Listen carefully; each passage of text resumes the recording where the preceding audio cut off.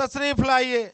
और एडवोकेट अशफाक अहमद जी जो कांग्रेस के लीडर हैं, आप भी मंच पर आ चुके हैं।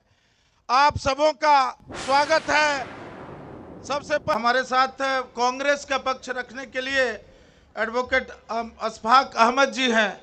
अशफाक जी, कांग्रेस को क्या हो गया है और क्या स्थिति है इस बार चुनाव में आपकी, जरा बताएं हमारे दर्शकों को। नफरत छोड़ो, भारत जोड़ो। आज तो देश के अंदर, बंगाल के अंदर एक तरफ जो करप्टेड सरकार चल रहा है और दूसरी तरफ विभाजनकारी के लोग बंगाल में आ रहे हैं। मैंने इसलिए कहा कि बंगाल में आ रहे हैं क्योंकि बंगाल की संस्कृति में, और बंगाल जो रविंद्रनाथ ठाकुर का बंगाल है, जो कवि नजरुल इस्लाम का बंगाल है, जो नेताजी सुभाष चंद्र का बंगाल है, जो स्वामी विवेकानंद का बंगाल है, जो रामकृष्ण परमहंस का बंगाल है, जिन्होंने कहा जो तो मोत तो पोत।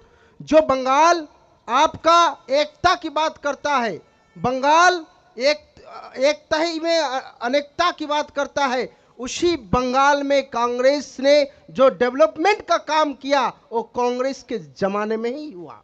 विधाननगर से लेकर एक एक गिनवाएंगे, केमिकल फैक्ट्री से लेकर सॉल्ट लेक सिटी से लेकर, जो गिनवाते जाएंगे तो गिन के खत्म नहीं कर पाएंगे जो डेवलपमेंट का काम किया। उसके बाद डेवलपमेंट को ध्वस्त करने का काम ये सरकारें किया और कुछ विभाजनकारी आकर बंगाल के अंदर हिंदू मुसलमानों की एकता को नष्ट कर रहे हैं। तो कांग्रेस उसी एकता को बनाने के लिए 20 साल के बाद शुभंकर सरकार, प्रदेश के जो प्रेसिडेंट है शुभंकर सरकार, कांग्रेस के प्रेसिडेंट, उनके नेतृत्व में 294 विधानसभाओं पर अपने उम्मीदवार दिए हैं और पूरे बंगाल में एक उम्मीद जगा रहे हैं। और बंगाल के लोग कह रहे हैं अब की बार नहीं चलेगी विभाजनकारी का सरकार और करप्टर सरकार। बंगाल को मोहब्बत चाहिए। हमारे मुद्दों में आइए, मैं शेर के साथ शुरू करना चाहूंगा। वादे थे रोशनी के लेकिन अंधेरा ही बढ़ता गया, जो था आवाज आम आदमी का वो भी दबता गया। सवाल पूछना गुनाह हो गया इस दौर में, ये कौन सा विकास है जो सिर्फ कागजों में ही दिखता गया। बंगाल के धरती पर नरेंद्र मोदी जी का जो नफरत की राजनीति है वो तो चलेगा नहीं। मैं कहना चाहूँगा मोदी जी ने देश को अच्छे दिन का सपना दिखाया था, लेकिन इतने सालों में महंगाई, बेरोजगारी, आर्थिक बदहाली, किसानों की पीड़ा, किसानों की आंदोलन, सामाजिक नफरत और राष्ट्रीय सुरक्षा पर सवाल है। ये जो बीजेपी का सरकार कहती है प्रथम मुख्य मुद्दे महंगाई पर, बीजेपी सरकार ने रसोई से लेकर सड़क तक हर चीज महंगी हुई है। गैस सिलेंडर 400 से बढ़कर आज 1000 था, 1000 से भी बढ़ चुका है। पेट्रोल डीजल का कीमत आसमान छू रहा है। सरसों तेल, दाल, आटा, दूध, सब्जी, टमाटर।